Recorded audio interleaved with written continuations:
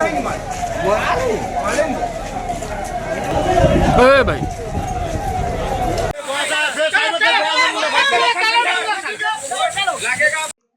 कौनसी कारणरू प्रथमे गोटे दुकान रे लगी जाइथिला निया परे सही निया व्यापी जाई चारोटी दुकान रे लागिथिला।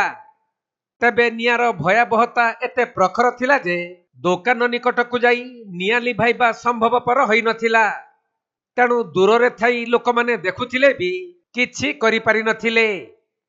खबर पाई अग्निशम विभागर 3टी टीम घटनास्थल रे पहुंची निया लिभाइबा कार्य आरंभ करिथिले। हेले सही दुकान गुड़िक भितरे प्लास्टिक सामग्री एवं फास्ट फूड खाद्यर जरी पैकेट सब रही निया हुतु हुतु होई जलिथिला। एपरी अभावनीय घटना घटी भद्रक पुराणा बजार थाना निकट आरएमसी मार्केट गोडाउन रे। दीर्घ समय अक्लांत परिश्रम करिबा परे भद्रक अग्निशम बाहिनीर कर्मचारी माने निया को आयत्त करिबारे सक्षम होइथिले। हेले सेतेबेलकू दुकान गुड़िक भितरे थिबा लक्षाधिक टंकार सामग्री जलीपोड़ी पाउस हो जाइथिला। तेबे केउ कारणरू एपरी भयावह अग्निकांड घटिला ताहा स्पष्ट जना पड़ी नथिबा बेले अग्निशम विभागर अधिकारी माने एहार तदंत जारी रखिछंती। दुकान की गोदाम कोन लागि छ वर्तमान स्थिति कोन? Thank you. मु assistant fire officer Bhadrak fire station and बर्तमान जो आपण मैंने देखुं जो सिनारियो बर्तमान आरएमसी गोडाउन भद्रक जहाँ भितर बिस्किट कुरकुरे ये फास्ट फूड मटेरियल सब अच्छे गोडाउन भितर निया लगी एंड जोटा कि आमर भद्रक फायर स्टेशन 3टा यूनिट ताको काउंटर करिया लगी फायर फाइटिंग कंटिन्यूस चलछि जहाँ लगुच आउ अल्प समय मध्य संपूर्ण फायर फाइटिंग काम सरी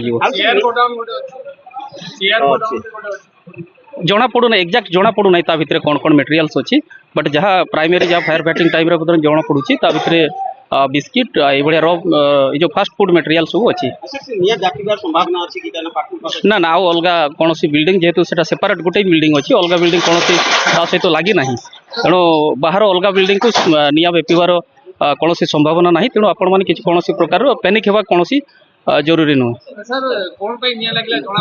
बर्तमान प्रारंभिक तदंत स्टार्ट है बर्तमान जस्ट फायर फाइटिंग चली एंड आम जनइबू आपण मानक एक्जाक्ट कौन कज ऑफ फायर कौन थिला। Thank you. बर्तमान सुधा 3टा यूनिट लगी भद्रक फायर स्टेशन और बर्तमान निया काबू को आसिला एंड आमर म्युनिसिपालिटी स्टाफ तांको सहयोग आमर अधिक जेसीबी और हाइड्रा आस दरकार पड़े अधिक कांथ भांगिकी आ फायर फाइटिंग करा रेस्ट ऑफ बाकी काउंटर हो जाइए। सनाई बाइट ना बना